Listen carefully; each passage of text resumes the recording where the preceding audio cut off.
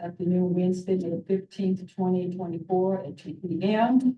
The Commission to Study Slavery and Subsequent Jure and the Racial and Economic Discrimination against African Americans.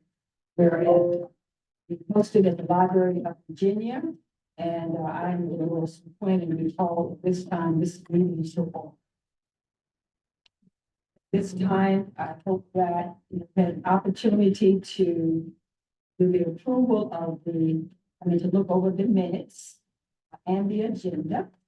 And this time, we will entertain motion. Need a few more minutes, we could do that.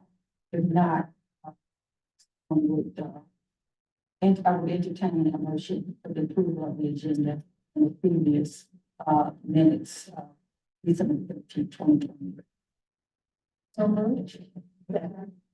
Oh, that's right. That person.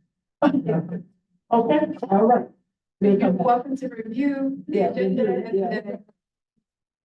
Thank you. Okay, all right, thank you. Good evening, everyone, and thank you again for coming this afternoon. We are coming to the close of the work that we've been doing over the last 3 years in terms of this particular commission.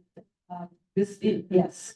Introduction. Oh, yeah, right. That's all. I'm sorry. Okay. One more. That's We okay. have a quorum. That's it. Okay, but we still do. We do have a quorum. Okay, awesome. Okay.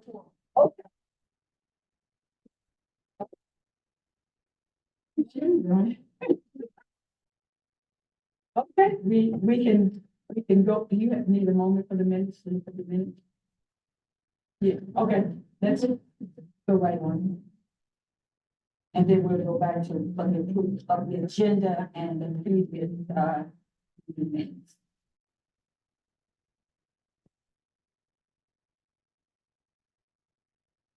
And we do have quite a bit over there, and I'll come back. Can those who are on Zoom this time, we have called the names out.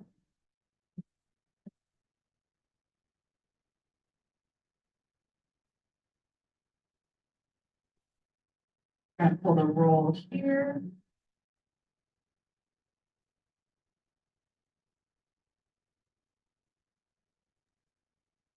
Delegate Dolores McQuinn. Here.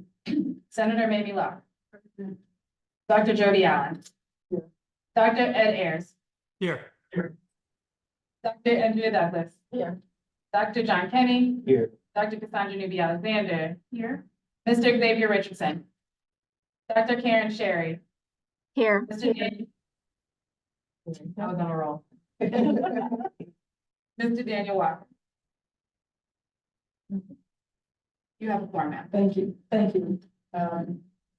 So at this time, we're going to ask if there was entertained a motion for the approval of the agenda in the previous meeting minutes from December the 13th. Okay, motion has been made, properly second. All those in favor say aye. Aye. Those that are opposed, thank you. Again, we're coming to the close of this particular commission and the work that we've done the last few years. Today, we're going to have, I guess, in terms of final presentation by a project manager, Dominique Luster, who's been absolutely amazing. Awesome. Helping us to get to the finish line. We certainly appreciate her and all of those who have worked with her to help then get this what's proposed this afternoon draft in place for its final presentation in January to the General Assembly and to the public. There is one concern that I guess I have. I don't know how I missed it, but anyway, however it was missed. So this is June the 30th is the commission sunset. But we had an in-depth discussion about publicly having a big, town hall, something where we could roll it out to the public. And based on the sunset date, it has to be done between now and the sunset date. And after that, again, as I said, it is over until the presentation be presented in January. And so at this point, I am going to, and probably need some help, try to find a place, because I think it's so important for the public to, as much as possible, to understand the work that has been done and how we have focused in and zeroed in on the objective of the legislation and the outcome of it. One of the things that I've had to, the last few weeks, from somebody actually from Hampton, somebody by the name of Mr. Bullock, you know Mr. Bullock, yeah, who, there was obviously discussion about this, that he was not aware of it. He was not aware of it. So those conversations were held in some open meeting. And so I received several calls. And so Self and Dominique in my office have been trying to work through it to help him to understand that this has been very public. It's been open to the public. And it has been under no way or means that we tried to keep it out of public. And so again, I was extremely apologetic. He was not made aware of it. And then I worked with him, and then Mrs. Dr. Bistro, is it Bistro? Yeah, I'm sorry. Bristow. Yeah, to help, navigate around, his concerns. And then it has included him. She has kept him very much involved and abreast of what has been going on. Okay. So I think that if we can have something done probably by mid-June, and I think it's just a matter of identifying a place, time, and then us being prepared to present what we are going to talk about basically today, and input in terms of what is being presented. Any thoughts on it? This, when we get closer toward the end of June, I think we are really pushing it. I think mid-June would help us. Probably people are not quite all engaged in vacations and all those things. So can you guys put your thoughts on? Have you thought about where and trying to make it more central so people can come from different places? I have not necessarily thought about Central. I thought about the easiest place for me to be a place to identify. That's a place that's not so far from here. One of the schools, the newest school, they can accommodate about 600 people. And I know it's a quick, make a phone call, and they will open it up to us.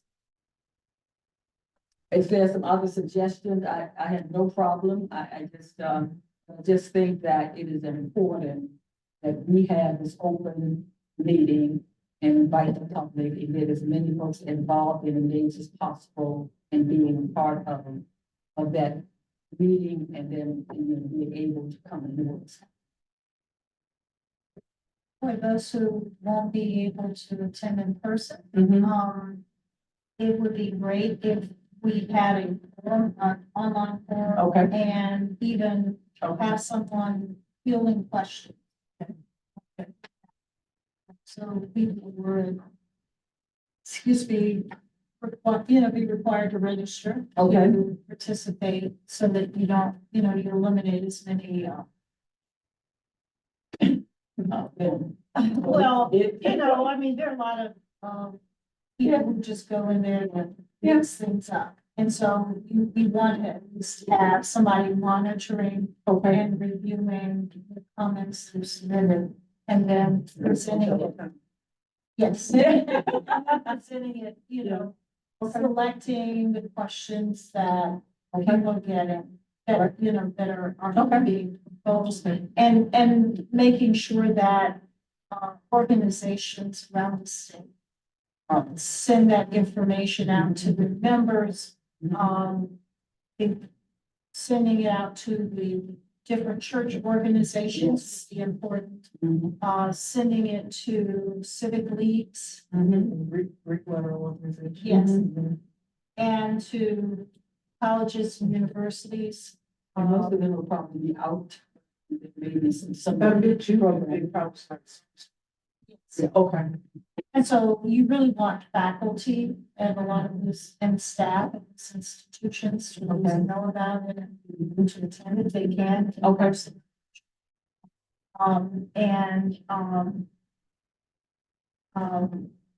And also, our newspaper. And so. Especially the media, social media.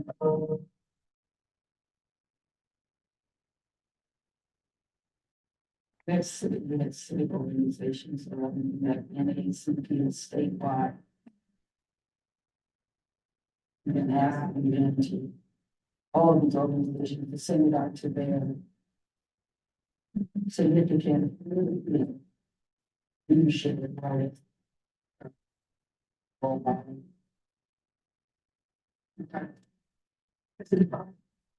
So to add in a form like the website says.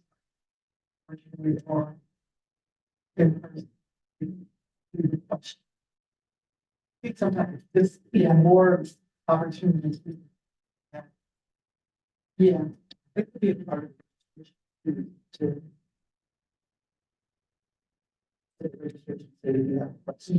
Mhm. You can't come. And attend. There's some question comments.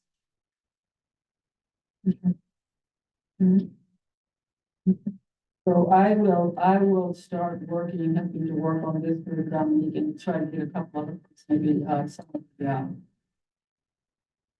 maybe interns or something to move this forward. Fast pace, don't count the days.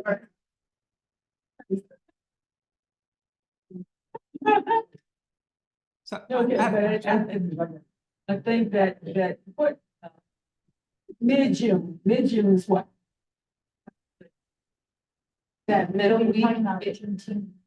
June 17th, and that is Juneteenth. 15th is better. 15th is Saturday. The celebration will most of it be happening that Saturday or after. We can piggyback on that.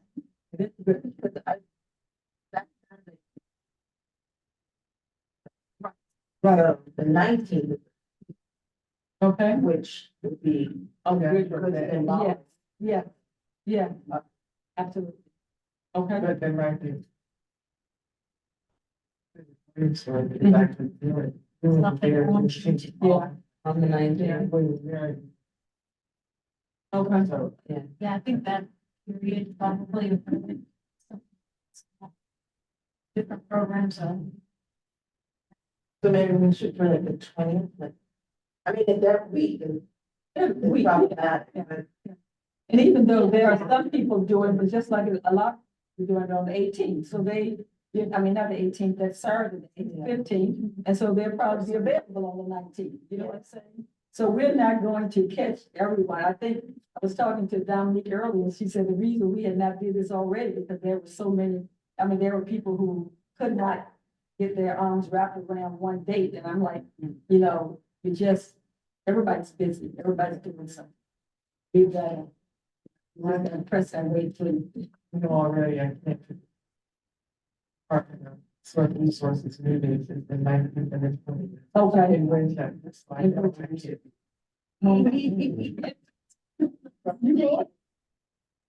Oh, yeah, that's the 20th or.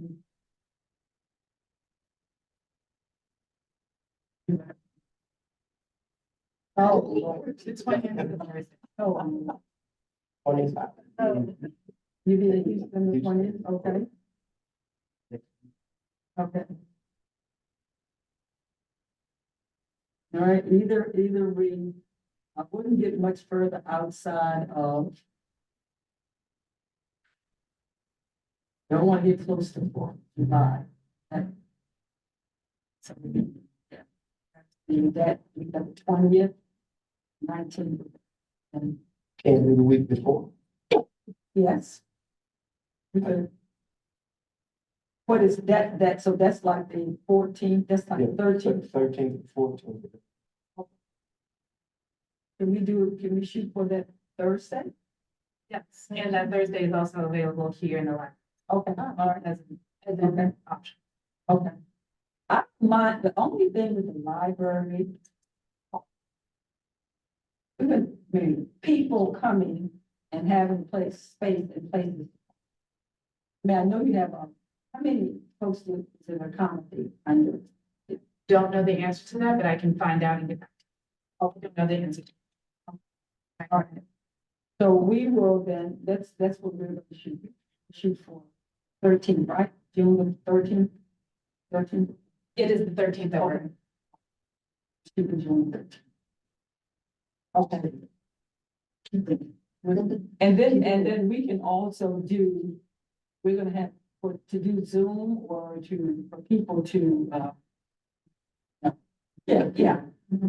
People that have, if they can't make it, they'll be able to still see what's going on, the dynamics. And I'm sure the school, if we do the school, I'm sure they have, the technology to. We can do it, for the schools, I can talk with their IT department to find out the details.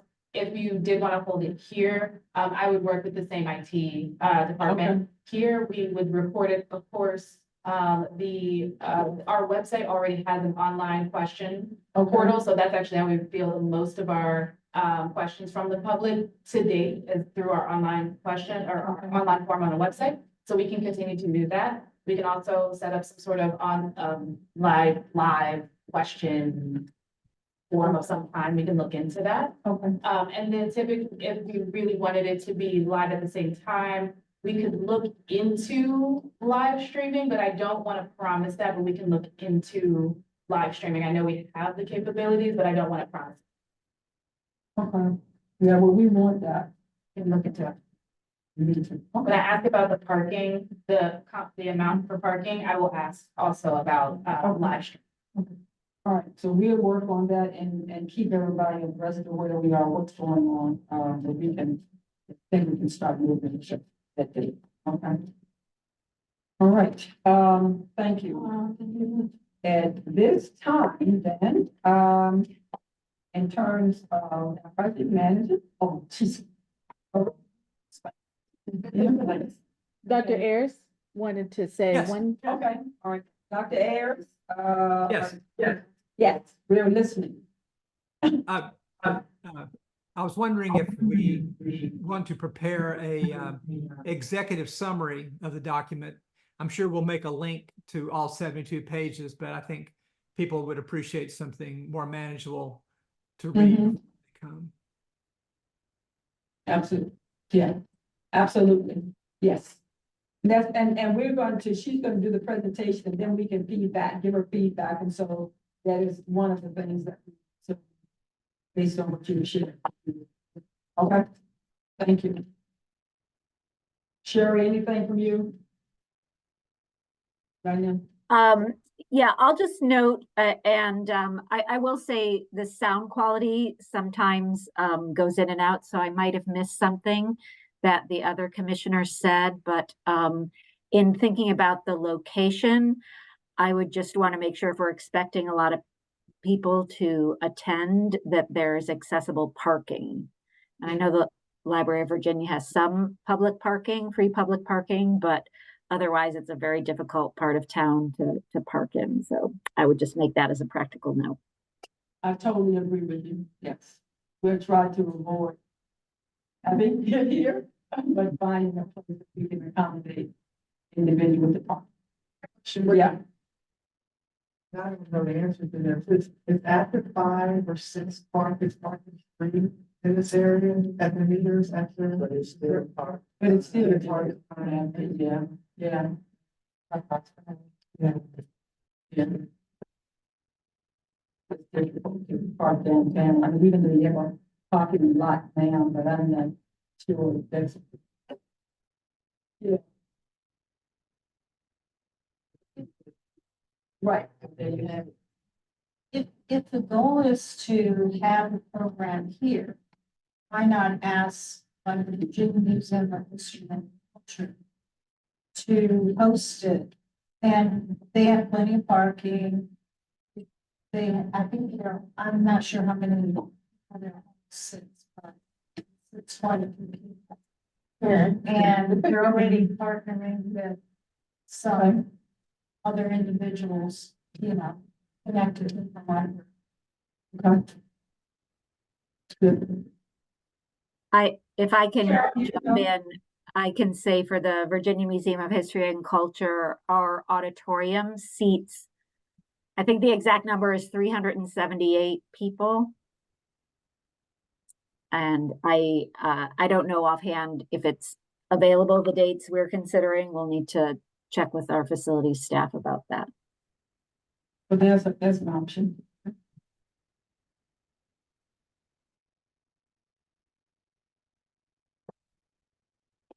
One other question, what about Virginia Union? Don't they have, halls that are larger and that can accommodate? Yeah. Chapel, what, you know, That's 800. 800? Oh, okay. If you use the bathroom, Mm-hmm. Okay. I don't know what the living and learning center.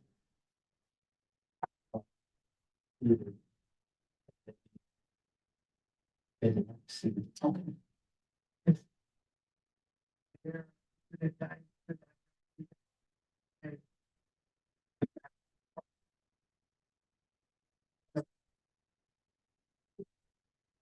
Sometimes it's a little challenging, but in school, but some school may be.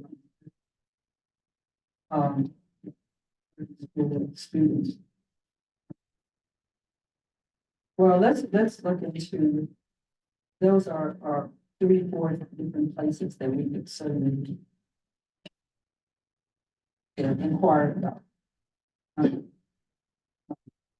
And we'll get on that right away.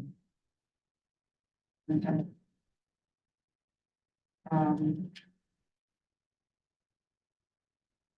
Dr. Sherry? Yeah, is it possible for you to send a text message to the museum to find out if they have availability on the 13th in the afternoon? I will look into that, yes. Okay, thank you. Yeah. All right. Thank you. And I will, once, somebody comes up to now, to a text message to, I like to do the school as well as into the meeting. And to see if there's available. There was one other place. No? No. Okay. All right. Dominic?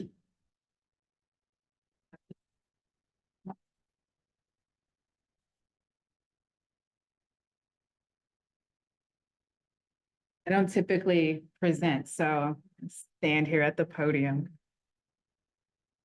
Dr. Ayers, Dr. Sherry, can you still hear me okay from this distance from the microphone? I'll try to make sure that I project. So in front of you, I have a document that is admittedly, Dr. Ayers, about 75 pages and we're not done. I promise I tried as hard as we could to keep it at and under 50, but it just did not happen. I will own up to it. I apologize. We went over 50, but it was really difficult to make sure that we said as many things in the historic background that we wanted to say about 200, 300, 400 years worth of content that we wanted to include in less than 50 pages. So I beg your forgiveness, but I think we did what we could. So I do get the opportunity to stand in front of you and present this very drafted draft. Drafty draft. If I didn't say draft yet, please know that this document is indeed a draft. And for those attending virtually, I have submitted this to your emails as well to those in the room. There is an electronic copy in your emails as well. I do have the opportunity to stand in front of you and share this draft.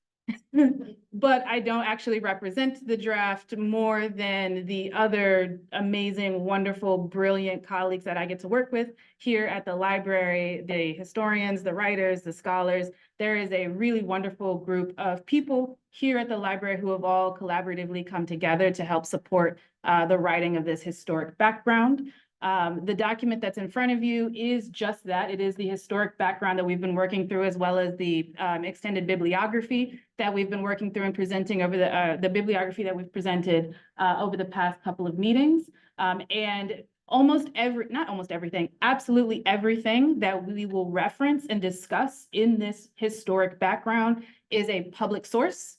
It is either a public book. It is freely available through open access education resources, fully available through the Library of Virginia. Nothing, not a single resource that we decided to use for this research is behind a paywall or only accessible to academic institutions. We tried to go as absolutely open access as possible. As I said, this is the historic background, and we've broken it down based on our conversations here in the room. It is loose chronological. I say loose chronological because in reflection of Dr. Douglas's comments through over the time and Dr. Newby Alexander's comments over the time, we went through periods that made sense to Black history and culture, not just 1619 to colonial. We just broke with that. And it was actually easier for us to really write and move the way we needed to do it because it made sense with the flows of how Black history and culture was working. So you will see it broken into 17th century. We are still finalizing the 18th century, 19th century, 20th century. You will see those sections, but within each section, you're also going to see flows and movements based on events, laws, movements of people, things like that. This document, as you see it structured, would be essentially the report for a portion of the report that gets submitted in January of 2025, which is why you see it structured in front of you with this kind of very fancy formal government logo heading, because that's the way that legislative services require annual reports to be submitted. And then you'll see, if you actually turn to page 3, is really where the document actually starts. The first part is just kind of pro forma stuff that we have to put in there per legislative services.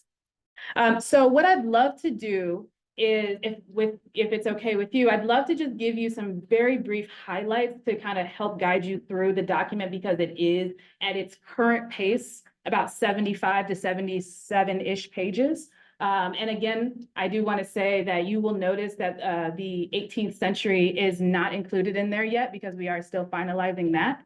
We found some really great things in the archive last week that we're trying to incorporate regarding state budgets that we found from the 18th century. So we're trying to incorporate a few archival materials, but otherwise this will grow. And it will expand and change. But if you start with page 3, the first couple of pages are just kind of those preliminary background information on the arrival of the very first Africans in Virginia. I think this is a common story, but we wanted to make sure that we told it, and we told it well and with intention. Most of the resources that you'll see in this section actually come from Encyclopedia of Virginia. They have a wealth of resources that were already looking very deeply at the first several years of colonial Virginia and Black individuals. And so we really tried to lean into resources that were already available. If you have any questions at any point, I'm going to be going pretty quick. So if you have any questions, please just stop me. But I would like to continue and turn your attention as we kind of go on. The first section, the first several pages, will just kind of move us through the first 50 or so years of settlement and Africans in Virginia, coming in from 1619 to the very first couple of laws that get passed around these individuals in the 1620s. As we keep moving on, you'll start to see we actually then shift into a section that we're calling key legislation.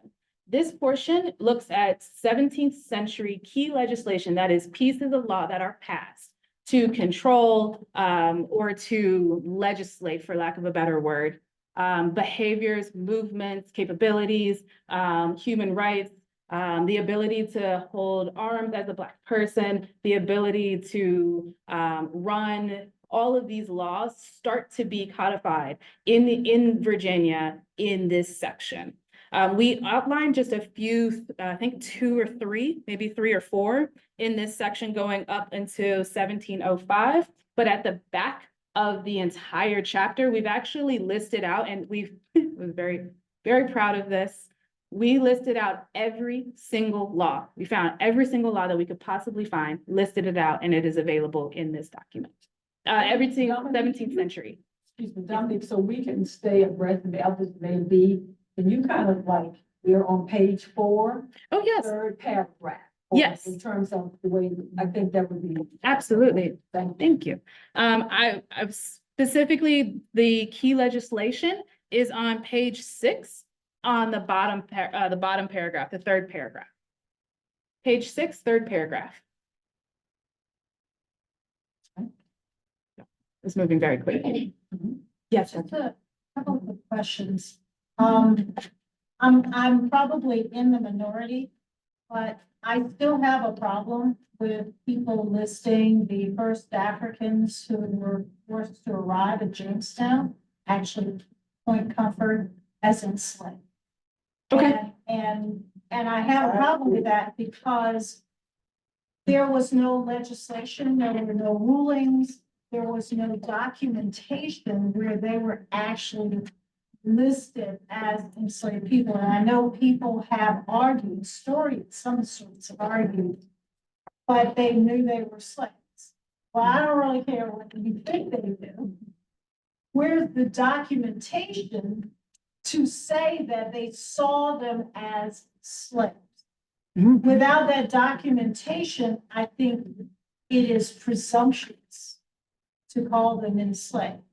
I see them as unfree, but I don't see them as enslaved. Yes, they were being sent by Spain to their slave port to be enslaved, but they were taken by English privateers exactly how they were treated in the Virginia colony. It's not quite to the point of being enslaved. So I want to throw that out. As, I think it's easy for people to call them enslaved and to ignore the process that we would see in Virginia law and courts, enslaving, removing the human rights step by step by step. So if you begin with saying, well, they were enslaved, then you jump over that whole period in which you saw court cases and you saw laws being passed that began to remove those rights. Absolutely. And one of the things that I love about that is because in the next couple of paragraphs, as we talk about, we go from page 5. So I believe Dr. Newby Alexander's point is starting on page 4 and 5. However, if we keep going into page 6 and 7, and I know we're going to move pretty quickly here, but we actually talk about the growth and development of slavery as a legal system. And so that's when we start listing out key legislation. And a full listing of that legislation is listed in the back of the document, but we've listed about 3 or 4 here. And so while those first Africans were brought here not under their own will, I agree with you. It is taking a presumption where we just need to tease out the realities of it, as opposed to the legislative development that happens kind of actually a little bit later. I think it's important because there are also some historians that are I feel minority who emphasize the fact that many of those people were in fact artisans, skilled craftsmen, and women. They were not a people without amazing resources. And to start out with the definition of their being at their very moment of entrance into this country is an extreme violation of their history and their identity. Yeah, because we know where these people We do. pretty much came from. We do. So we don't state that at all. The We reference them as a commodity. once they arrive here. That commodity is as enslaved. Okay, we can update that, because I want to make it match the other language where we do list them as the Kumbudu people. And we want to make sure we bring that out just a little bit more, or at least according to the Spanish archival records that we found. The other thing is, the use of the term indentured servants when referencing whites, not all whites were indentured servants. Some of them came without contracts. And so the better word to use is servants, is all encompassing. Because there's that juxtaposing all the time. Enslaved people and white indentured servants, black and that wasn't always the case. And you really didn't see in the laws or even the runaway ads, the use of the word slave until the 18th century. So let me just ask you a question. So using the word terminology servant versus indentured. Indentured suggests, Does it sanitize? no, it doesn't. But what it does is it levels the playing field to some degree because there were some white servants who came here unwillingly. Indentured servitude means you entered into a contract. Right. And so it kind of ignores that exploitation of humans at that particular time. And it also ignores the fact that many white servants and black servants and slaves saw their status as similar to one another to some degree during the 17th century, which is why Bacon's Rebellion was such a. Yes. Would it be possible to include some kind of glossary that explains, because there comes a point where you have enslaved people often in the record being referred to as servants. And so there may help out people who are reading this who don't know all of these vagaries or whatever, that a glossary might be helpful. Absolutely. We can easily add a glossary. I think we've been keeping a track of different terms along with our references. So that should not be a problem at all to pull together. Absolutely. Thank you. Thank you. So that is, where was I? Lost my track of my pages here. You did find the space that we left. No, that's okay. I have found us. Well, and at that point, I actually want to kind of move into page 11. Oh, we were on 7. Because I'm sorry, because we have about 78 pages, and I was just trying to move us through some big key points. The thing that I just want to make sure that I reference is that this document is also in your email, and we want to have until maybe about June 15th or so for any other notes, comments, thoughts, edits, because there is a team of us who work. I am just the person that stands at the podium and gives the paper. Yes. One question right now. You can. And that is, so this part about the American Revolution that got jumped over, that's what you're working on? Yes, because we found some more archival evidence that we wanted to include. Yes. Okay. It is not being left out. Okay. It was just because- skipped over. but no, I was just in this document. So perhaps you all are consulting Luther P. Jackson's book on Black sailors and seamen, as well as Benjamin Quarles's book on the Negro and the American Revolution. Those are the two really important books that have not been replaced in terms of their seminal argument. I will double check we have an Excel spreadsheet with all the references in it. Will you please repeat the first one for me? Luther P. Jackson's book is Negro Sailors and Seamen, the American Revolution. Of course, he's the same one who wrote Negro Office Holders in Virginia, talking about the Reconstruction period. He was a professor at Virginia State University. I will double check. And there's also, in the archives, which is open source with, in Halifax, their immigration museum, they list, the Book of Negroes, all of the people who fled, and a huge portion of those who left aboard ships going to Halifax, Virginia.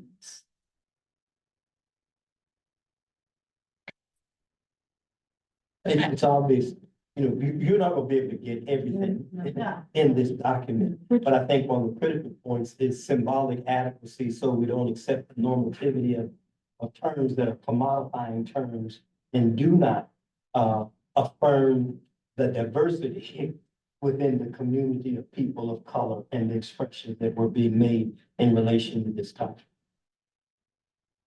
And and that's just finding the words that say that not an extended history of all the different, we say, exceptions to the commodity, but how the commodity in some ways is a false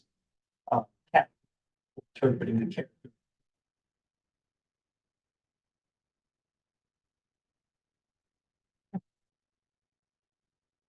And that also helps me add a little bit more language in how we're gonna open this historic portion anyway. That helps frame it for what it truly is. I think one of the things that we struggled with, just to kind of give some background here, is that there are multiple libraries that have been written on these topics, and you could have a whole library just dedicated to one section. And so the challenge was, how on earth do we possibly distill this down? And then I think what I'm hearing is the question is that it's not necessarily just about distilling it down into 50 to 100 pages. It's about language. And the expectation is not that you incorporate all of these sources within the extended explanation, because now you're talking about form. It's about how do we have the symbolic adequacy that appropriately communicates the diversity and range of life, gifts, and manifestations of those who were eventually to be structurally and by legally enslaved. Yes. And I think it's gonna be important for us to understand that that's gonna be a diverse audience. We're not limited to academia, we're not limited to preachers, we're not limited to whatever this is gonna be a diverse audience that we want. The few years of research and writing and that's in place in this and talking about Virginia, they're enrolled in this, so I think that is going to be important as we try to do this. Absolutely. But I suggested that you just go ahead and do your report. The people around this. Be a word, it's gonna be this. I would suggest, Madam Chair, that you present it without interruption and we will, you've given us a period of time that we can make comment, suggested alteration. Because, when I'm just looking at it, I'm, what we do, that's right, we'll all. I feel like all the eyes are on me. So I will take all these notes and incorporate them. I hope as you do review it, you also hear the tone is we're trying to write for a broad audience. We are trying to diversify and open up that language. We're trying to write for Virginians, for everyday Virginians. We're not trying to just write for, I guess, the academia. So we hope that the language reflects that, but if you're finding that it's too heady, please just call it out and we'll try to adjust the language accordingly.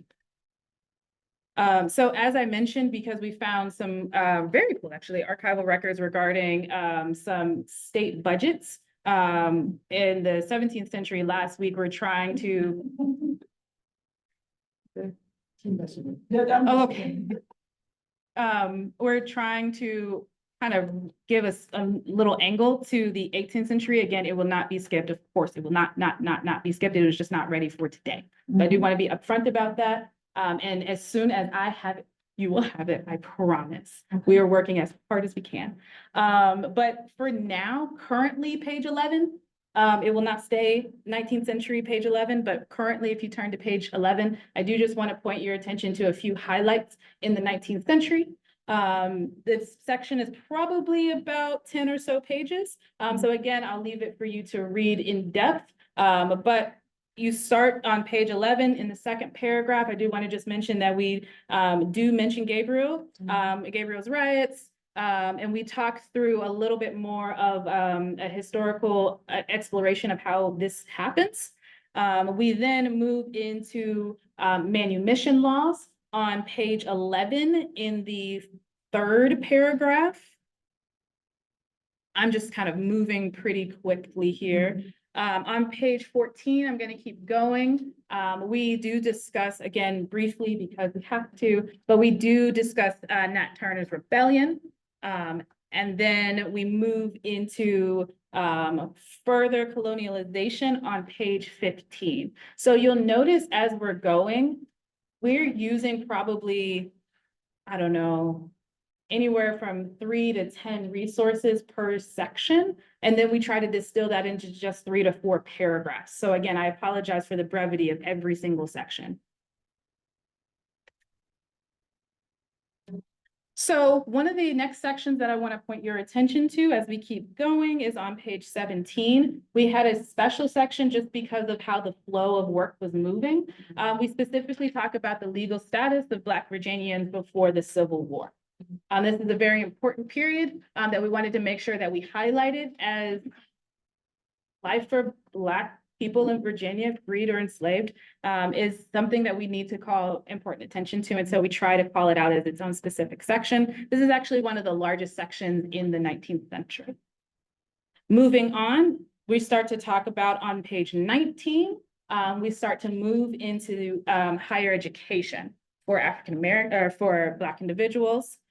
This kind of steps a little bit back further into the 19th century. I said in the beginning that this is semi-chronological, and I just don't want you to hold too chronological in your mind, because sometimes if we talk about education, we kind of have to go back a little bit and bring it forward. And then if we talk about when we get into the 20th century, we'll talk about housing or healthcare or other things. Again, we're going to come back into the 19th century and then move it forward again. So when I say chronological, please keep in mind that it is a rough chronology.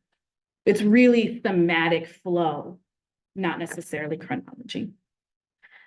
Our discussion on the Civil War will start on page, currently, if you flip to page 20, you'll see our discussion on the Civil War, which goes actually for a few pages, and then we move into Reconstruction. Reconstruction, from there, we're going to talk about anything from migration laws to free and public, free schools, hospitals. We start to touch on a few things in the period of Reconstruction. This is also where we mention the ratification of 14th and 15th Amendments. Again, I feel silly also as an archivist personally. I'm like, we're just gonna mention all of these things, but we really were trying to move at such a fast pace. So please blame the construct, it's not the heart. Okay. So from there, as we're getting a little bit closer to the end of this section and to the beginning of our section on the 20th century, you'll then start to see two big sections, one that we're calling the disenfranchisement of Black Americans at the end of the 19th century. And then we tried to tie it as best we could to convicted Black citizens after the Civil War. Mm-hmm. This was a section, a flow in a period of history that we really wanted to call out as its own. And so we conclude we conclude the 19th century, excuse me, with conversation that we're going to try and lead into justice and equity in the 20th century. Just want to pause here because I feel like I'm moving at a space rocket pace. Just want to check in, see if I've lost him. Any questions? Oh, we are able to. No. I think in some ways, even with this document, we're going to have to help people understand the character of the document. Because a lot of folks will read it and will say, well, you didn't say this, and you need to include this, and you didn't include that. Is this document purpose to provide the foundation for recommendation? Understand what that means. That means is our recommendations coming from the commission. Commission, yes, recommendations at the end, should come from the commission, along with, before the recommendation, it should be, I guess, summary, just what you have here, and then the end product would be some kind of recommendation from this commission. Yes, Now, for me, that's important because this is not intended to be a comprehensive, Okay, historical, global document. It is the basis for some recommendations that are going to come forward, and the evidence is established in the document for the recommendation. Now, someone will say, well, you should have said this, you should have said that, you should have said this. But I think there are places where there will be necessary revision. But my acceptance of this document is on whether it supports the recommendation. Just a clarity about how this document is going to be used Mhm. in my mind. Okay, so once it's approved, once it becomes this living document, I think it should be a living document, meaning that it can be updated. You can have sections that provide you with links to other things, other side stories. So just like you have in a textbook where you'll have these little boxes on the side that will explain even more stories. Is that the goal of this, or is the goal of this to be a static document? so it's a yes, and I'm gonna explain why. The document, whatever is submitted, will go to Legislative Services on January 9th or 8th of next year, and that would be a static document.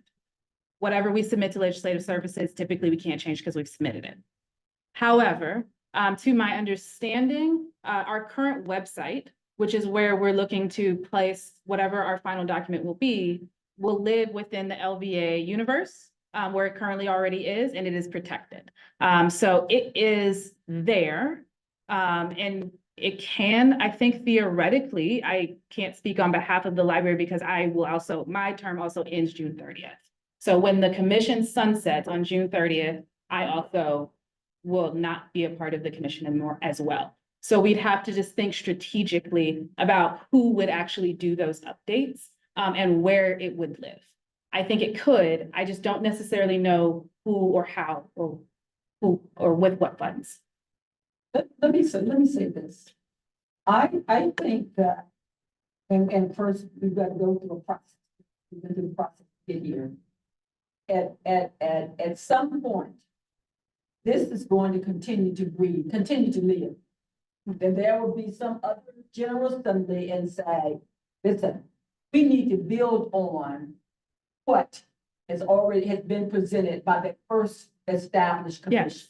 Yes. Okay, because we knew that, I mean, we were very much aware, you would never capture all that went on during that period in 2-3 year time, okay, but by this commission.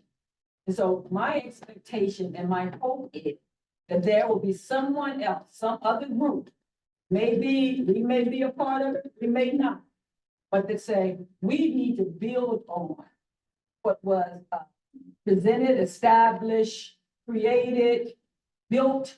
I mean, it's almost like a building block, like, you know, recreating the structure. This is the initial foundation of it.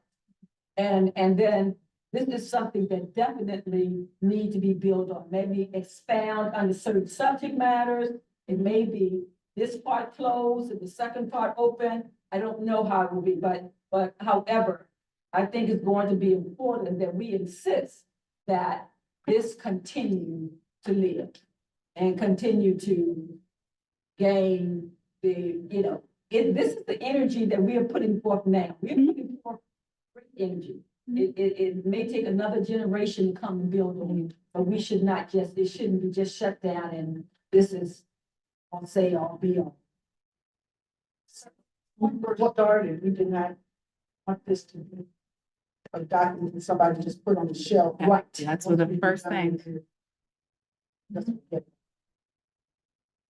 This was going to be a living, breathing. Yes. Yes. So since there's going to be something that's static, that's submitted, may I recommend that for each section, you have an appendix?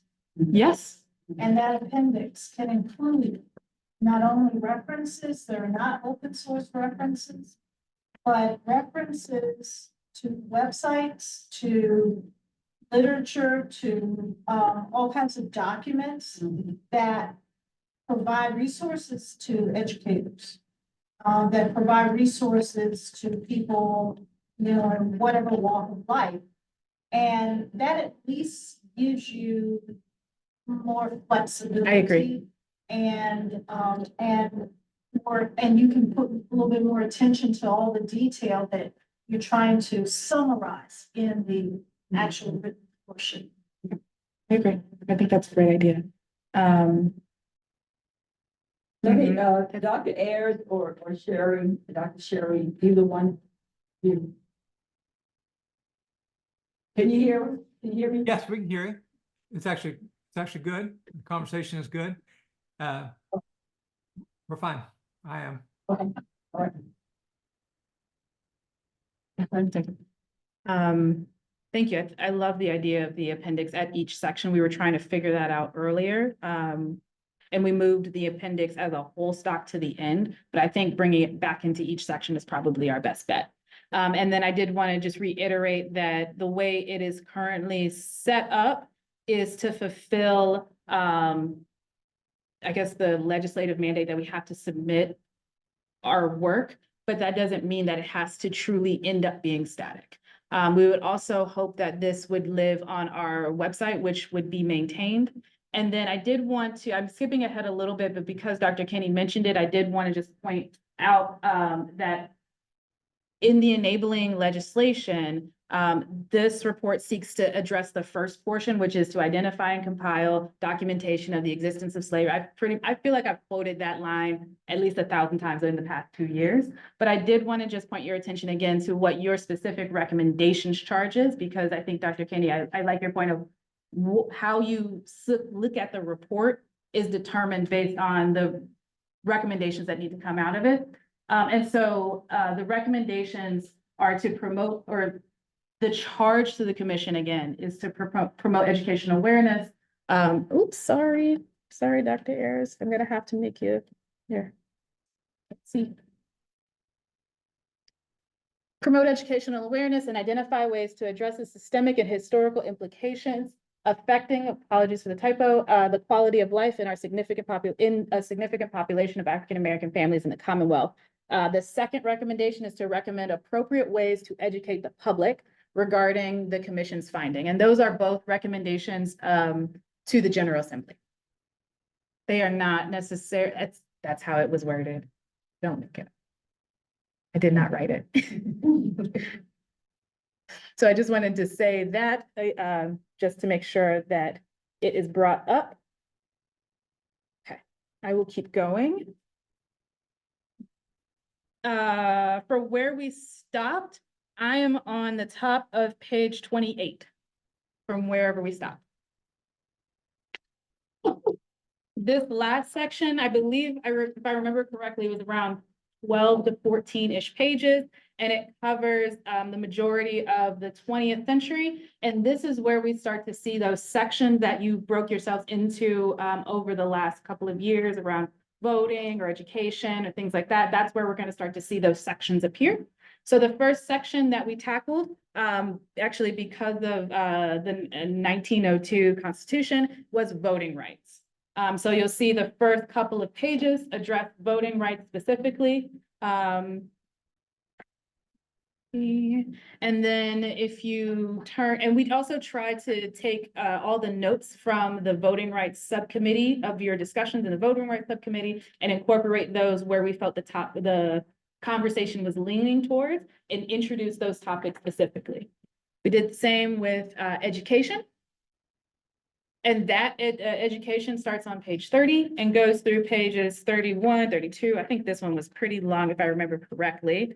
And in the education section, you'll see we address what we try to touch on everything from Brown versus the Board of Education, all the way through, talk about the NAACP, we talk about segregated schools, integration, we talk about, what else was in here? I mean, I'm pretty sure we talked about massive resistance, though I don't think we called it that. We continue through 35 into desegregation of higher education. Again, I'm at the top of page 35, where we again are continuing in through education. On 36, you'll start to see our conversation on public facilities.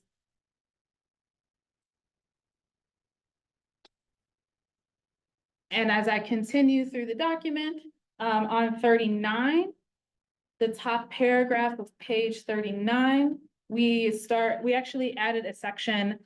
It wasn't in your, it wasn't in your subcommittee groups, but we felt like it was important to add a section on interracial marriage. And this was also because as we were writing it through, we wanted to note around the control of movement, the control, it's not just around the control of labor, it's really around the control of personhood, of your just ability to move in and out of a state, your ability to marry, to speak. Moving into page 41, that is where we start a more, again, a high level conversation, but a more in-depth conversation than what we started earlier in the 19th century section on criminal justice. Again, this section was kind of led by the subcommittee's conversations and where those conversations were going. Dr. Kinney, I want to offer many thanks to you. Your notes helped inform the housing section that begins on the bottom of page 43. Again, with housing, just like with every other section, you're going to see us kind of go back in time a little bit in order to bring it forward. We just have to do it that way because that's the flow of the work. Housing section will actually go pretty far because we thought it was really important and it provided a great ground for which discussion around modern day inequities could be derived. And so housing actually goes all the way through, I think, 50. Was it 50? No, it was 48. But similar to housing, then we decided to attach housing to things like annexation and gerrymandering, which are part and portion housing, but part and portion voting. So we've thought about switching those sections around a little bit. We've actually played with moving that section whole around. And this is where we keep finding it, but we're very open to moving it again. So then as I get to the Appendix A, this is where we kind of put out every 17th century law that we pulled. And reference, we tried to do more of a deep dive, or not a deep dive, but we wanted to be able to explore and explain those foundational laws and that codify slavery in Virginia. And those actually go for about 20 pages. So I will encourage you to kind of pinch the whole book and flip it to the next several pages because it goes through quite a bit.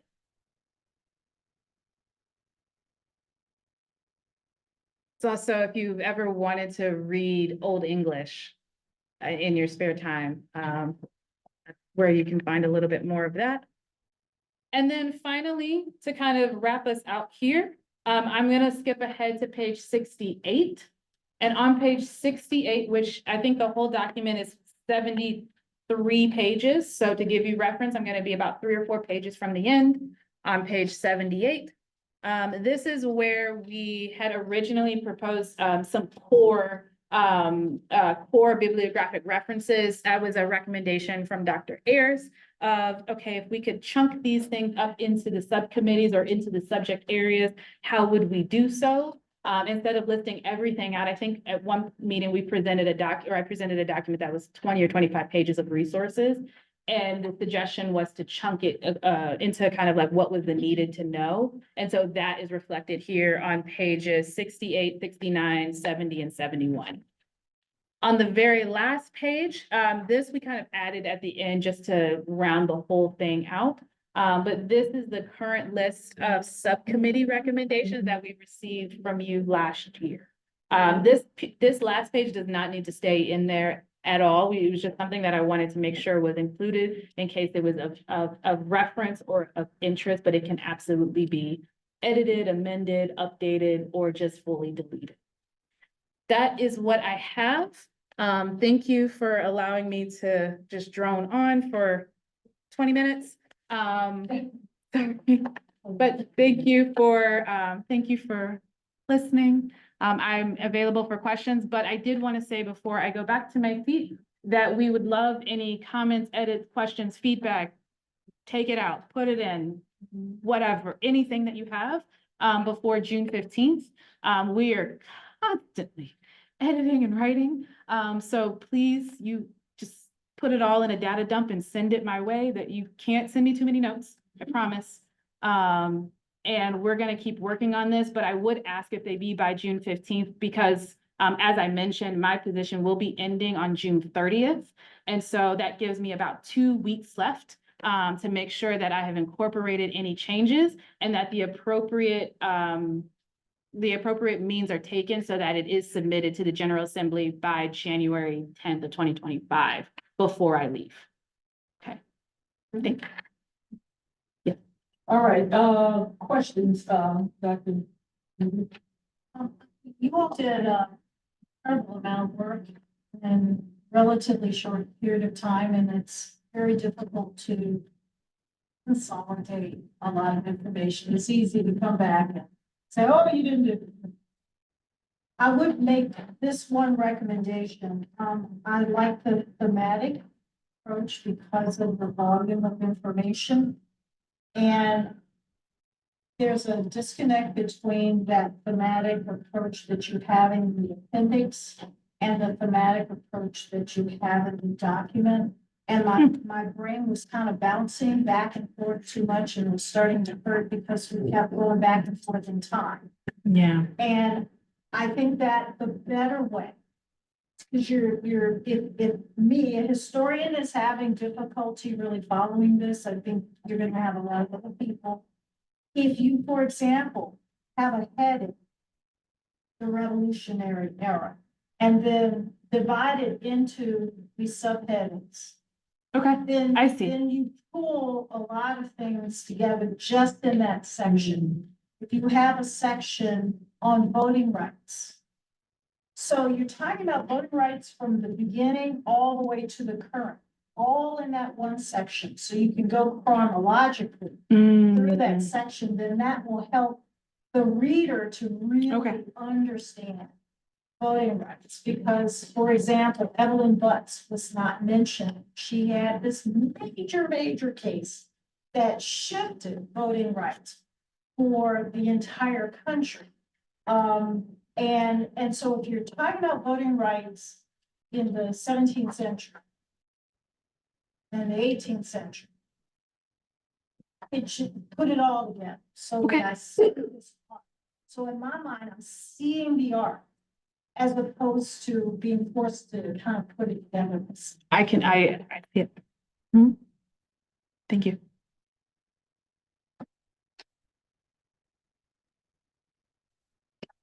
Any other questions, any other commentary, any comments?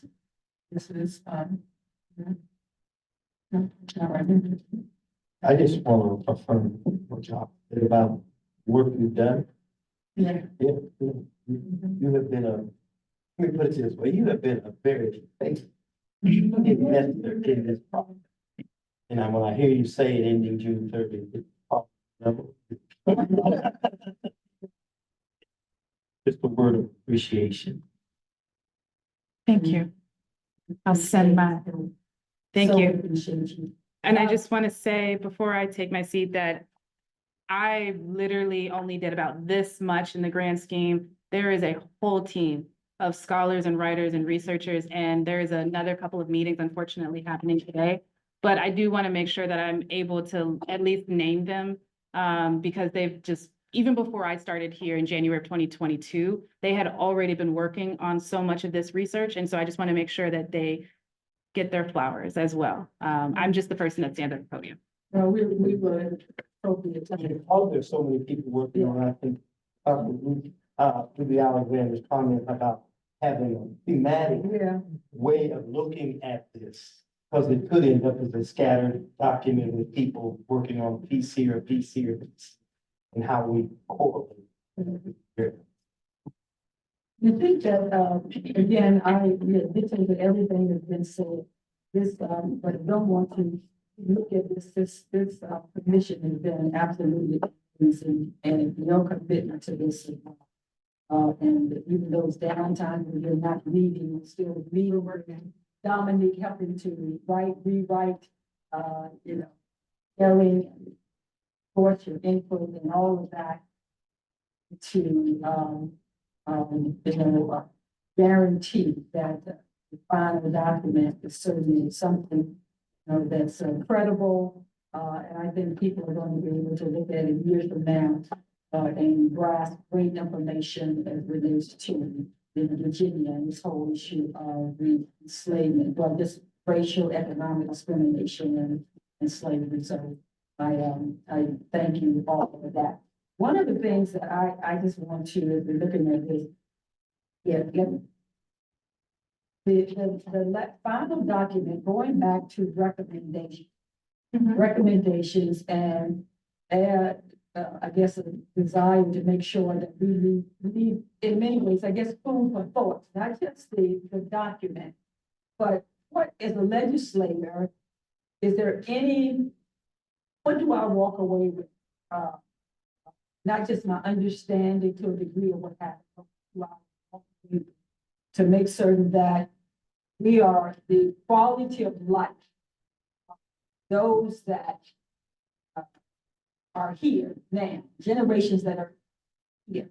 What do I walk away with and say, oh, maybe I need to put some legislation in that would address, the issue of Black-owned business, and it may be there already, but this document should give us some insight and some motivation to feel basically compelled to help bring about transformational changes in the lives of people who have been impacted, by this whole institution. Slavery, Jim Crow, even now, the discrimination and all. So I want us to, and I will help us try to get others to really look at this and make sure that it's reflected here of helping to push those who are going to be reading this document. There's, both Dr. Locke and myself can, get in on the floor and we can basically say to our colleagues, this is something you all need to read, every last one of you, so that you can have a better understanding of something that you don't understand and not limited to just one group of people. But I think that we want to be clear that we want to give them something to walk away, possibly try to bring about some changes. And that's where those recommendations come in, and I can put them back up so that they're easy to find.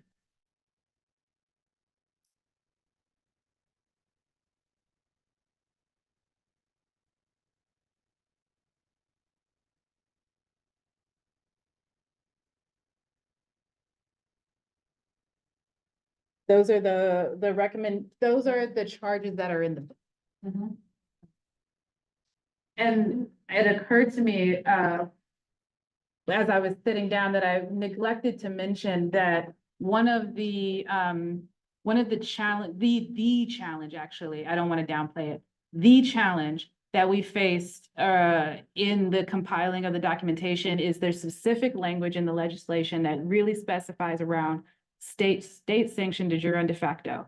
And the more that we were trying to move into it, it really doesn't give us a lot of leeway in the earlier years to move and speak on things that were not state sanctioned. We can, if we can prove that it was state known and agreed upon, whether or not they wrote a piece of legislation about it or not, then we tried to include it. If it happened truly fully in the private sector, we didn't have as much leeway in the earlier years, so in the 17th, 18th century sections to include it, but we just included it anyway in the 19th and 20th century. Example. Absolutely, and so we were trying to get into, so as an example, we wanted to have more on the growth and development of crops as a part of the economic section in the 17th century and 18th century.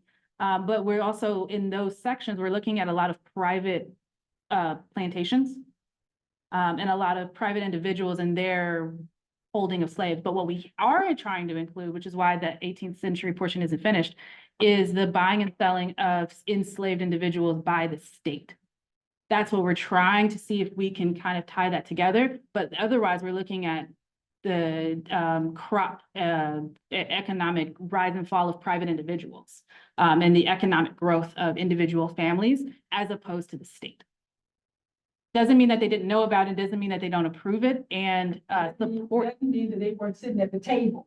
Doesn't mean that they weren't sitting at the table, but there often wouldn't be. Places that make decision in law. Yeah, exactly.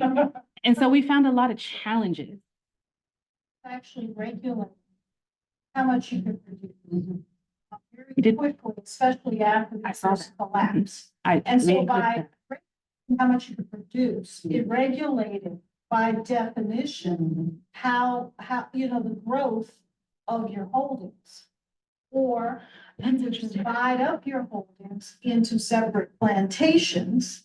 And that then, you could add to it. So if you go about it a different way, because, That's a good idea. power doesn't always exert itself in a straight line. Yeah, right. It manages to kind of come around it in different ways. And so I would look at the law as it relates to how it's managing its economy. And how it's managing its economy will then govern all of these other things that are being done by private entities. That gives me a little bit to think about because there is a section in the growth part where we talk about, there's a law that's passed, and forgive me, there's so many dates in my head at this point that I'm losing track of it, but there's a law that's passed that regulates how much tobacco any particular planter could grow because as we found in the writing, it was depletion of soil nutrients. It was something along those means. However, but it was, yes. And we were finding additional evidence in other places. This is where we're trying to cross-reference things, but we were finding additional evidence of economic need for other things, sugar, cotton, other things, and looking to push the economy more into other crops as opposed to tobacco. But the writing says the depletion of soil and nutrients and things like that.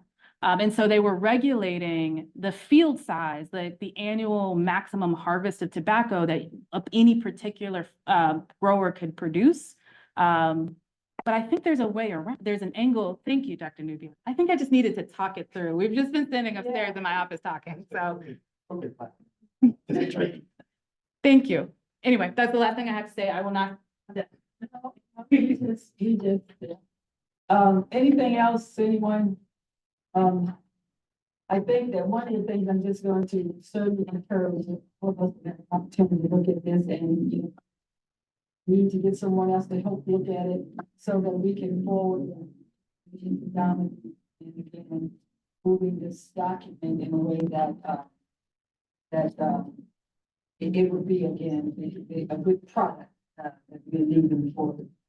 And I think that, yeah, Donnie, you got a lot of wisdom around the table, so don't hesitate to pick up the telephone and ask questions, ask for suggestions.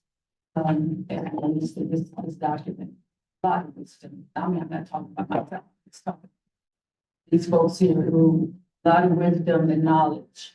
Um, you're probably, from a different generation and, and, I know that these are all folks whose name are on this product, so they want to make sure. that- Don't hesitate. Okay? Okay. Are we going to be making recommendations or talking about those recommendations? Yes, that's, I didn't know if we were gonna do that today or not. well, I think we should, and I think there were recommendations that came from each group. Are these all documented? They're I mean, on the are they back all page. implemented? Okay, They're on the back page. so, because I'm looking at voting, and I thought we did much more than that. Yeah. I only had one from voting. There was a long notes, the long document of discussion, but there was only one recommendation in that notes document that was provided. Okay. All right.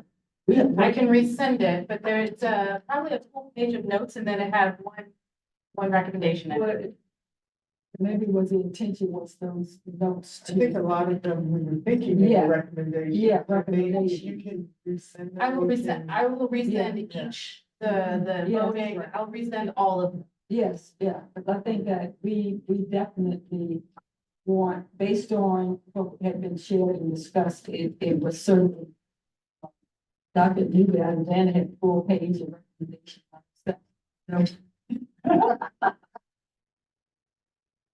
So, I love her. So, we want to go back. Think that's going to be so important, not just but what we are sending for others to want. Helping to really just. My notes have, on May 2nd, Mm-hmm. there was a topic of discussion and it listed about 12 or more different points regarding voting. Yeah. Voter suppression, voting apathy, voter intimidation, Mm-hmm.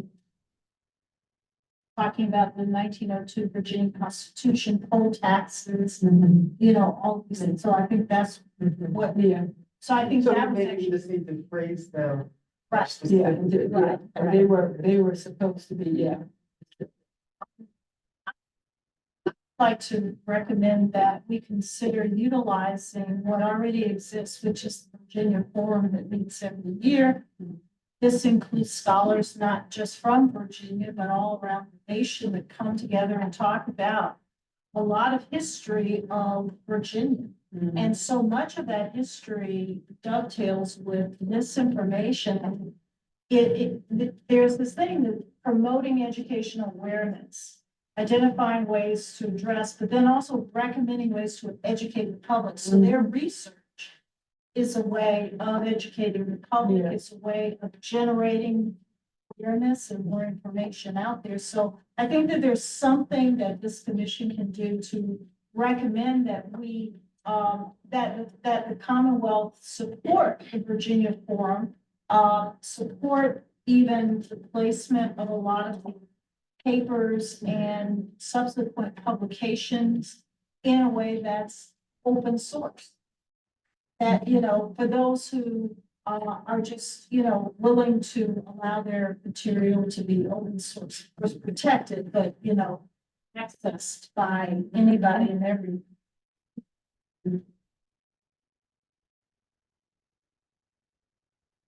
We needed the wisdom of the whole in relation to housing.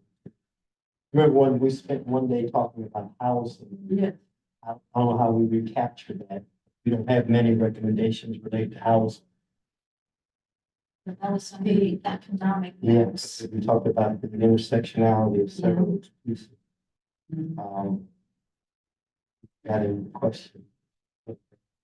Property owned by the state Yes, that may be, be used to turn over to the that community. came from the black, real estate developer. Says you give us the land, we'll develop the house. particularly in a time where housing is a shortage. Affordable. Okay.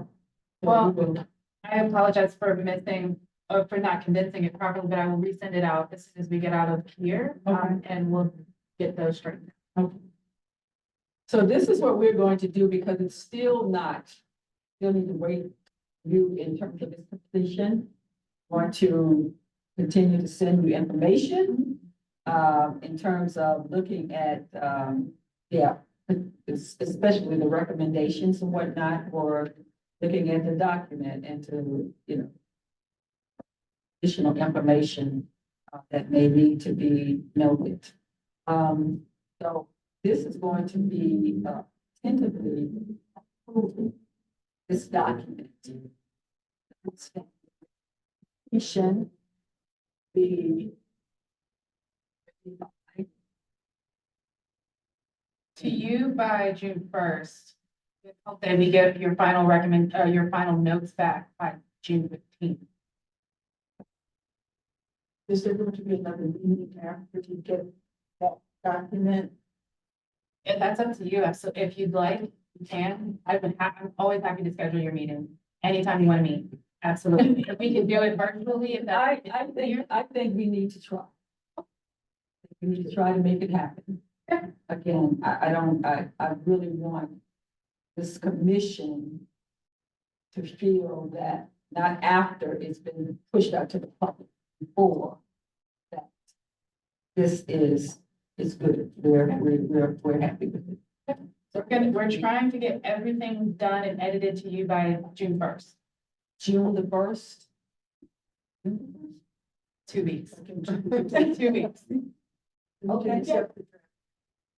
Does that mean you'd like for us to wait till then to offer comments? I'm sorry, Dr. Ayers, may you please say that one more time for me? Are you ready for comments now, or would you prefer that we wait for another draft? No, sir, we're ready for comments now. Okay.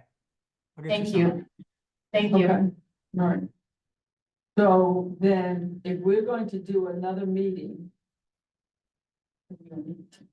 Right, okay. We don't have to, I was gonna get this approved tentatively. But that's okay, we'll just wait. Would you like to do an electronic meeting? That would be fine if we can get one and in person. Okay. And that's after the 15th, right? After the 15th, It would be after the 1st. after the 1st. Yeah. We'll get it to you by the 1st, and then we can meet after the 15th. Okay. And we would ideally, I mean, we'd probably go to the 19th, but we would ideally like to have any comments by June 15th. And so I'm confused. I'm probably the only one confused. All comments by All comments by the 15th. 15. I will get you the final version by. Well, how can you do the final version? If you still get a comments by the 15, what's been left out? Okay. Okay, That's, okay. so that'll be another draft. Yeah, there will be one more draft, final draft, final, we're gonna get a draft version Okay, by June 1st, which will include the 18th, which is still in writing. all right. And incorporate any additional recommendations or something that you already have. We'll incorporate all the notes and the thematic rescoping. We will incorporate all of these things to try and get that back to you in the next 2 weeks. Okay. And then that leaves you another 2 weeks to review. All right. We will try to have a meeting. I think all electronic is typically where we can get everyone faster. So that would be my recommendation for that. And then also, again, any comments, edits, updates, preferably by the 15th, 17th, 18th. Say the 15th. Get me for the 18th, you'll get it on the 9th. To be more like, I know everyone's busy and. So, No. it would be better if we have some comments that we've seen now, get them to you. Right now, get them to me now. Yes. And the reason why I'd like that is because if it's a section that's already written, and we can go ahead and edit it, instead of waiting to that last 2 weeks, I prefer that we just go ahead and edit all that we can right now, Right. and then we'll get you Okay. the final thing by June first. Okay, right. Okay, and let me just, in terms of the commission, is it better for you all in the morning, midday, or evening for a meeting? Morning, Okay, but. morning. Yeah. So. I can wake you all up at 7 o'clock in the morning. We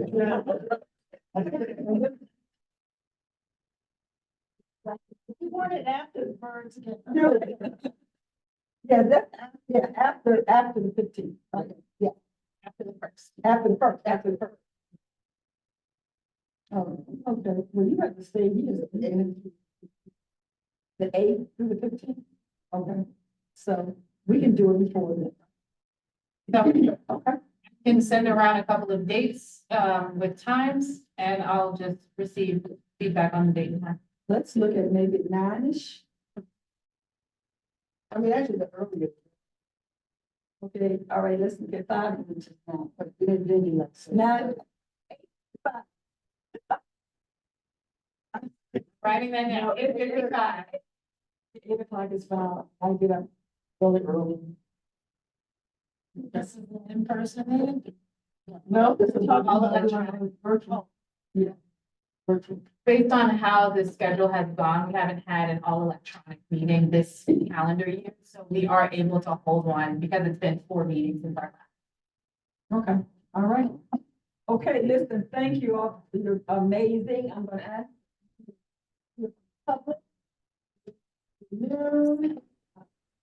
Excuse me, Madam Chairperson, can I Yes, jump in? sorry. Yes, Dr. Sherry? Yes. Hi, yes, talking about meetings and so forth, and following up on an earlier discussion for a public meeting on Mhm. June 13th. I'm Mhm. sorry to report that the VMHC is not available that Okay. day. We already have events booked. So our Okay. auditorium is not available that date. Thank you. I'm waiting for some message from a couple other groups too, folks too. Also. We will, hopefully I can get it in the next couple of weeks. It's secure. Okay. Thank you. Appreciate it for being so diligent. Dr. Ken, I know you have to leave, but, there, any. I'm gonna put the time on. Anybody else? Yeah. Okay, we're gonna put time, so you gonna move your order. Thank you so much. Okay.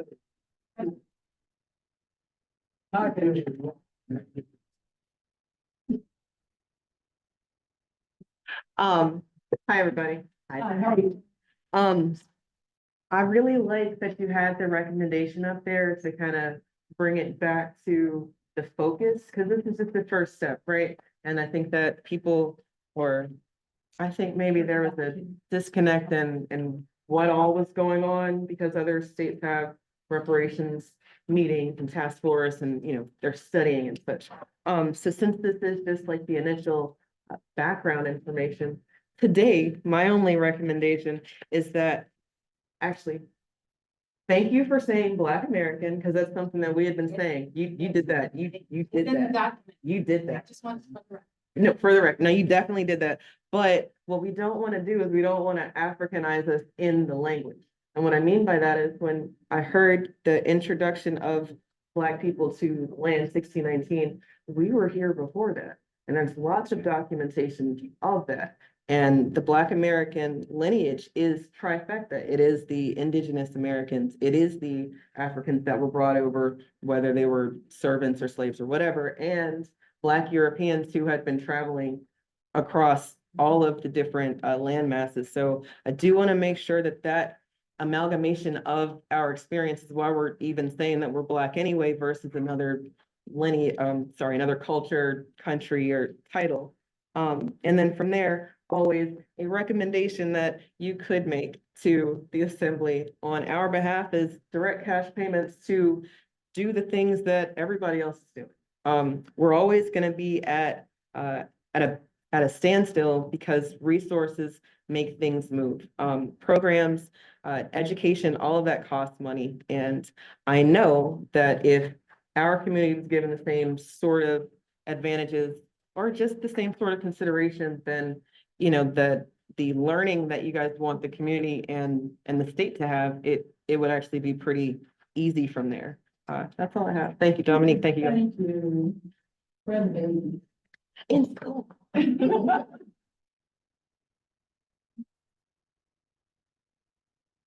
Hey, good afternoon, everybody. I'm an Army guy, so I like to use my outside voice. I promise I'm not yelling. Dr. Alexander, I love every single time that you chime in. You provide great feedback, and I really appreciate it. I actually called Norfolk State illustrious a few weeks ago, and you're proving me right. So thank you very much. Okay, so just a few things. Again, I agree with some of the sentiments that my sister Eve just went over. And as far as the language, you know, I really like terms that, you know, that were used during slavery. You know, African American is something that was added to the census. We were really categorized as that on the census in like 1870. But I really like, you know, terms like colored and Black American especially. And even Negro, you know, because I think that like delineation needs to be a part of this language, even though we all agree that it should be lineage based, but I also think that it should be in the language too, because people can misinterpret things and stuff like that. I think that I heard people of color, and like I completely disagree with that type of terminology. You know, we have to be very specific with who we're talking about here. And I also don't think that we should start at 1619 either. 1619, you know, there's not enough evidence there. You know, that was, you know, a long time ago, and I understand, you know, we got Hampton and everything, but you know, that we shouldn't start there, okay? Also didn't hear businesses mentioned either. I'm not sure if that's a part of the document, but you know, how Black American businesses were affected. We have Jackson Ward right here in the city of Richmond. It was actually destroyed, you know, well, not destroyed completely, but, you know, it destroyed, yes. Well, you know, the state of Virginia ran a I-95 through Jackson Ward, which really, you know, that had a detrimental effect on that district, you know, so I think that needs to be a part of the report. If it's not, you know, Black businesses, we have to talk about that. And there's been a lot of sabotaging and things of that nature that have taken place, especially through the I can't get my thoughts together, but yeah, that they've been destroyed. And then also something else, I might even have to come back to that, but eminent domain. I've mentioned that many times before, you know, I didn't hear that.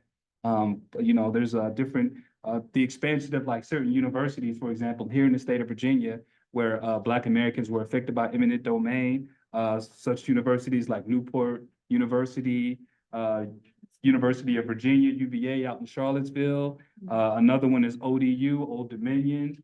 And not to mention, you know, all of the federal, I don't know, I don't want to tie federal into this, I understand, but there's been a lot of that too, with a lot of the federal parks and things and Civil War trails and things of that nature that also affected a lot of our communities too. So, you know, we've had a lot of land stolen from us. So those are some things that I just wanted to make sure that I pointed out, and I'm all done. Thank you. I appreciate it.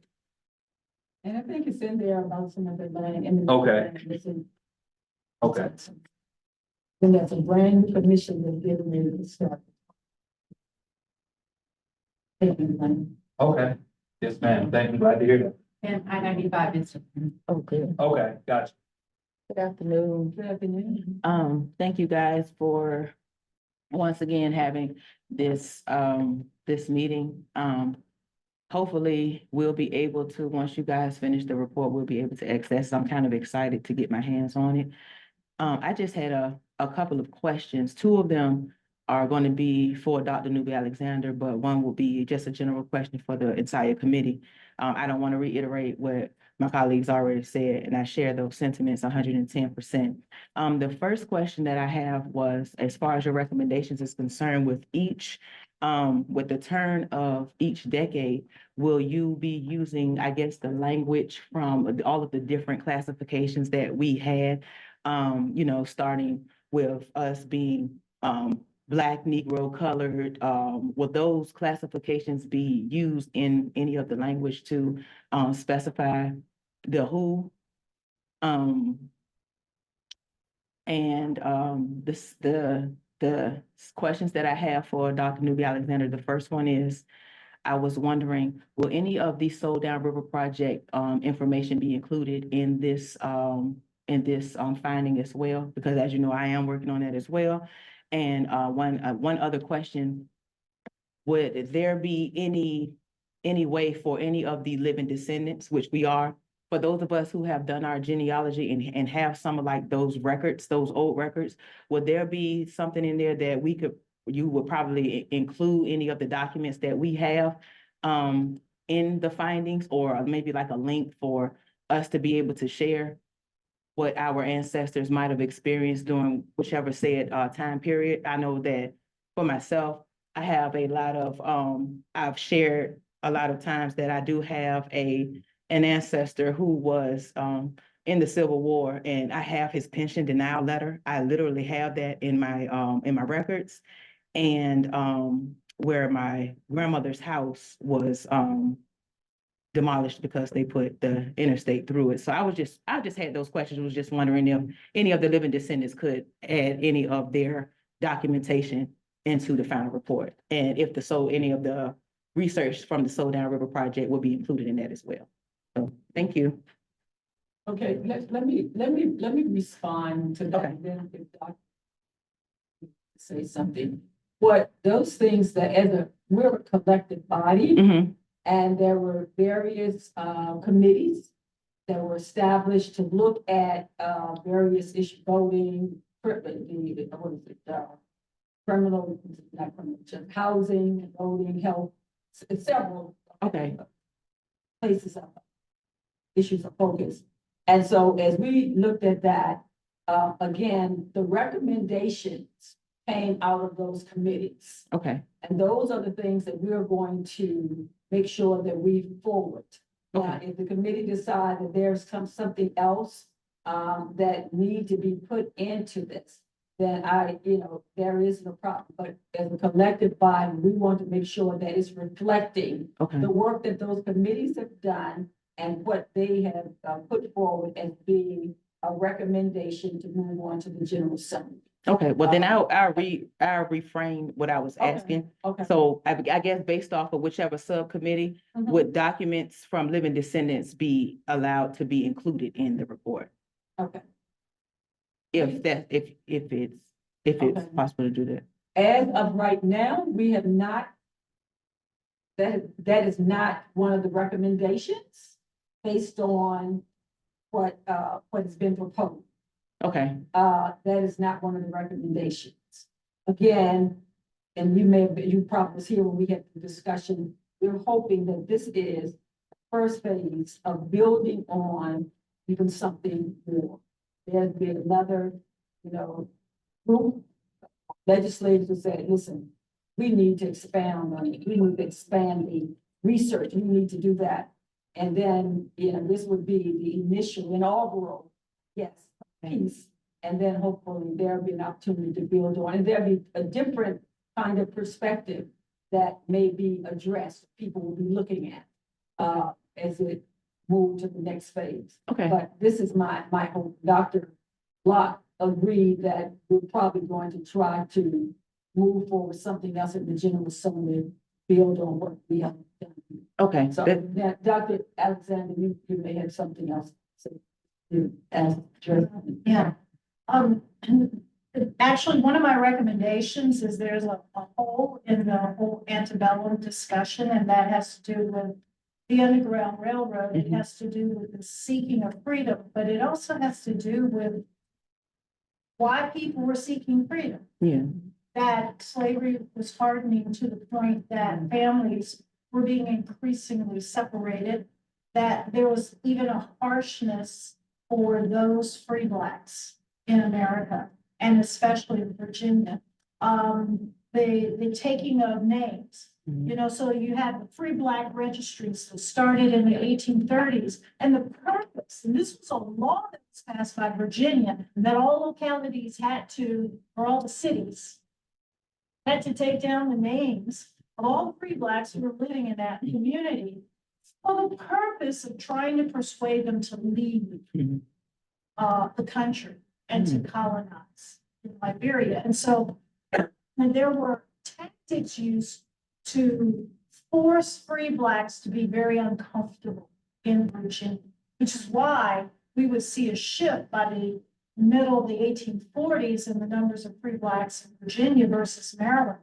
Virginia had the largest, but then Maryland ended up with a larger number 10 years, by the end of the 1840s. So there's a whole hole there. And I think that we need to talk about the domestic slave trade. We need to talk about the shift that's taking place in the enslaved population, as well as in the free black population in that era. And I think that that's a big hole because it explains certain things. It's just like Gabriel's rebellion was important, but more importantly, the Haitian Revolution. That scared the mess out of people who were part of the white elite leadership, and they thought that with the growth of free blacks, with the loosening of slavery, that we would see the same thing happen in this country. And that is what helped to really propel all of these harsh laws that we would see by the latter part of the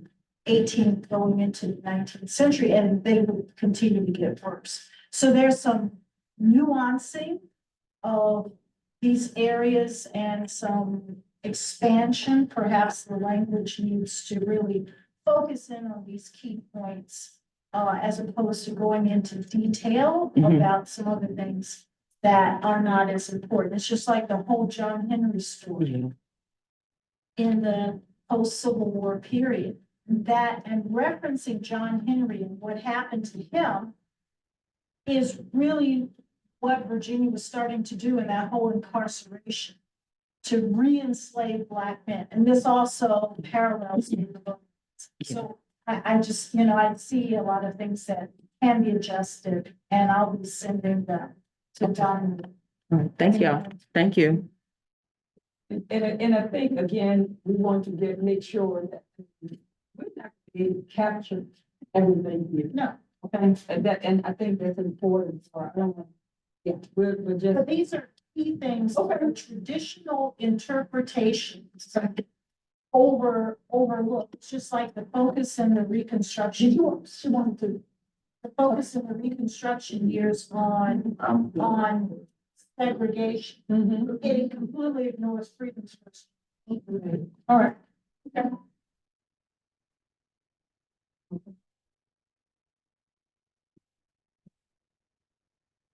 Hi, good afternoon. Good afternoon. I am so happy to be here. And I waved to Jody when I first came in, Dr. Allen, William and Mary, because I last saw her at William and Mary during the Lemon Project. I want to thank my family for coming out with me, my baby brother and my baby sister, for driving with me. I thought I would have some more members, Dr. Cassandra Newby-Alexander, from our nationally award-winning branch, the Hampton Roads branch of ASALA, which stands for Association for the Study of African American Life and History, but they had other agendas. So I'm here by myself with my family. I am, how can I play? I'm playing catch up. Like we speak of Delegate McWin, we speak of the generational gap between whites and blacks. I'm trying to catch up now when it comes to what you all have done so well and trying to catch up. And so I can make some kind of recommendation. But Dr. Allen, we came into it very late. We had a meeting, a Zoom meeting of the Hampton Roads branch of ASALA, which, as I said before, stands for the Association for the Study of African American Life and History. We had a Zoom meeting, and a certain attorney who was a member of that meeting brought out that there is a commission to study slavery, and we haven't heard anything about it. And I'm going to write Delegate McWin. And he did. And she so wonderfully answered this letter. We thank you for that. And you also talked with me. I am Margaret Bristow, Margaret Bernice Smith Bristow, Dr. Bristow, as I'm known in terms of academia.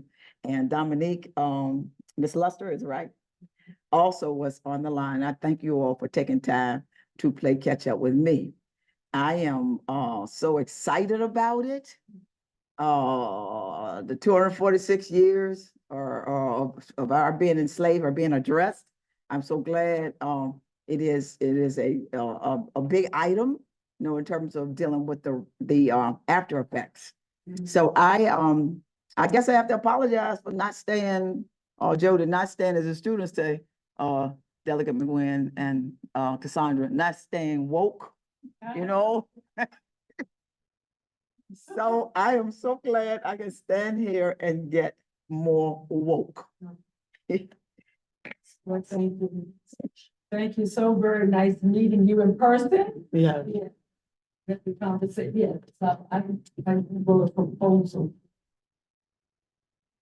Dr. Flowers, in the front, Gary Flowers, please. Okay.